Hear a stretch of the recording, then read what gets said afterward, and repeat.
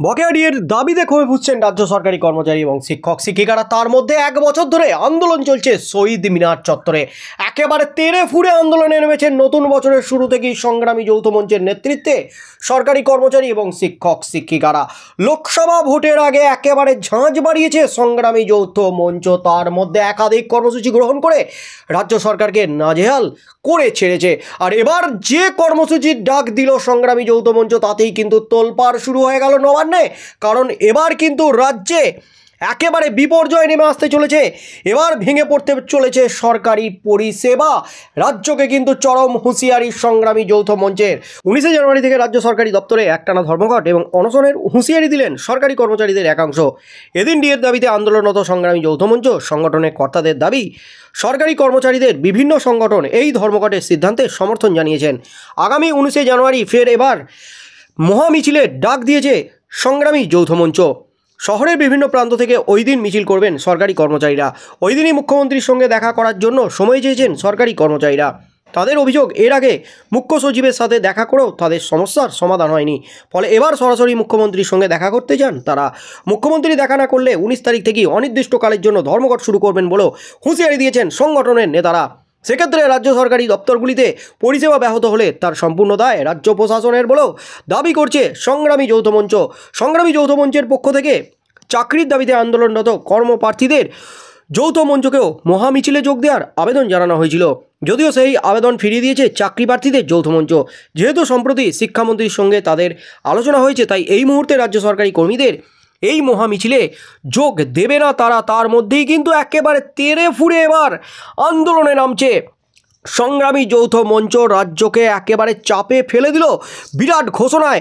কারণ এবার কিন্তু একেবারে ফয়সালা ইন দ্য স্পট। মুখ্যমন্ত্রীর সাথে দেখা করার জন্য আবেদনপত্র ইতিমধ্যেই পাঠিয়ে দিয়েছে সংগ্রামী যৌথ মঞ্চ। দেখা করতেই হবে মুখ্যমন্ত্রী মমতা ব্যানার্জিকে।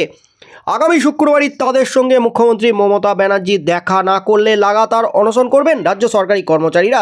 এমনই কিন্তু হুঁশিয়ারি দিয়ে দিয়েছে পশ্চিমবঙ্গের রাজ্য সরকারি কর্মচারীদের সংগঠন সংগ্রামী যৌথ মঞ্চ। একেবারে দিনক্ষণ বেঁধে দেওয়া হয়েছে।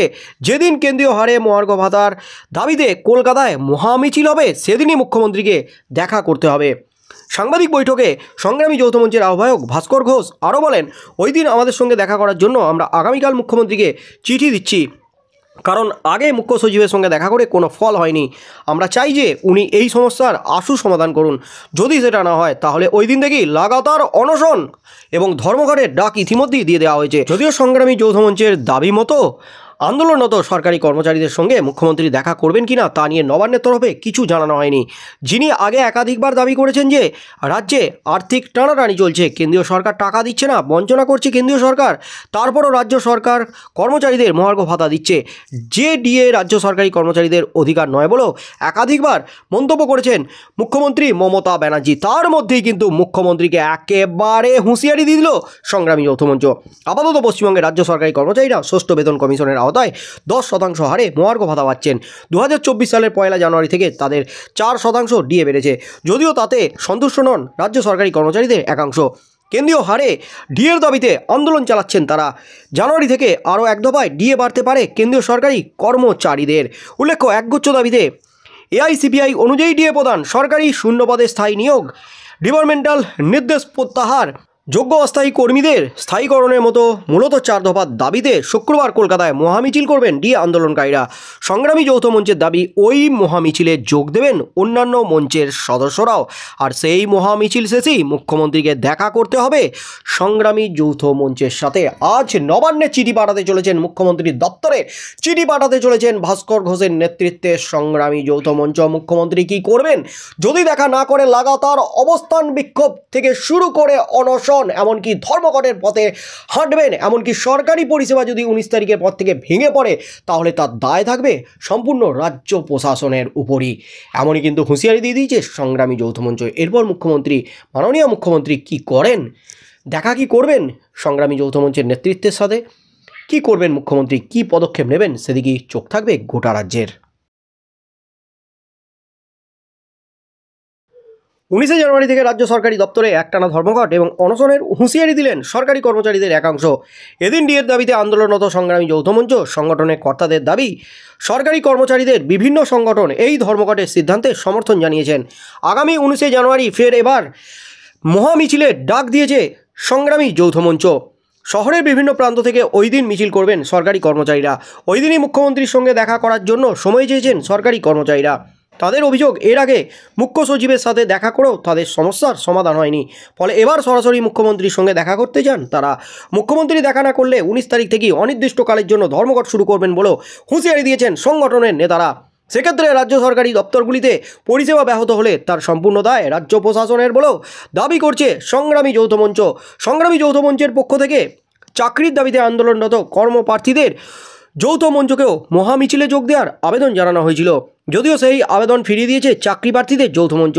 যেহেতু সম্প্রতি শিক্ষামন্ত্রীর সঙ্গে তাদের আলোচনা হয়েছে, তাই এই মুহূর্তে রাজ্য সরকারি কর্মীদের এই মহামিছিলে যোগ দেবে না তারা। তার মধ্যেই কিন্তু একেবারে তেড়ে ফুঁড়ে এবার আন্দোলনে নামছে সংগ্রামী যৌথ মঞ্চ। রাজ্যকে একেবারে চাপে ফেলে দিল বিরাট ঘোষণায়, কারণ এবার কিন্তু একেবারে ফয়সালা ইন দ্য স্পট। মুখ্যমন্ত্রীর সাথে দেখা করার জন্য আবেদনপত্র ইতিমধ্যেই পাঠিয়ে দিয়েছে সংগ্রামী যৌথ মঞ্চ। দেখা করতেই হবে মুখ্যমন্ত্রী মমতা ব্যানার্জিকে। আগামী শুক্রবারই তাদের সঙ্গে মুখ্যমন্ত্রী মমতা ব্যানার্জি দেখা না করলে লাগাতার অনশন করবেন রাজ্য সরকারি কর্মচারীরা, এমনই কিন্তু হুঁশিয়ারি দিয়ে দিয়েছে পশ্চিমবঙ্গের রাজ্য সরকারি কর্মচারীদের সংগঠন সংগ্রামী যৌথ মঞ্চ। একেবারে দিনক্ষণ বেঁধে দেওয়া হয়েছে, যেদিন কেন্দ্রীয় হারে মহার্ঘ ভাতার দাবিতে কলকাতায় মহামিছিল হবে সেদিনই মুখ্যমন্ত্রীকে দেখা করতে হবে। সাংবাদিক বৈঠকে সংগ্রামী যৌথ মঞ্চের আহ্বায়ক ভাস্কর ঘোষ আরও বলেন, ওই দিন আমাদের সঙ্গে দেখা করার জন্য আমরা আগামীকাল মুখ্যমন্ত্রীকে চিঠি দিচ্ছি, কারণ আগে মুখ্য সচিবের সঙ্গে দেখা করে কোনো ফল হয়নি। আমরা চাই যে উনি এই সমস্যার আশু সমাধান করুন। যদি সেটা না হয় তাহলে ওই দিন থেকেই লাগাতার অনশন এবং ধর্মঘটের ডাক ইতিমধ্যেই দিয়ে দেওয়া হয়েছে। যদিও সংগ্রামী যৌথ মঞ্চের দাবি মতো আন্দোলনরত সরকারি কর্মচারীদের সঙ্গে মুখ্যমন্ত্রী দেখা করবেন কিনা তা নিয়ে নবান্নের তরফে কিছু জানানো হয়নি।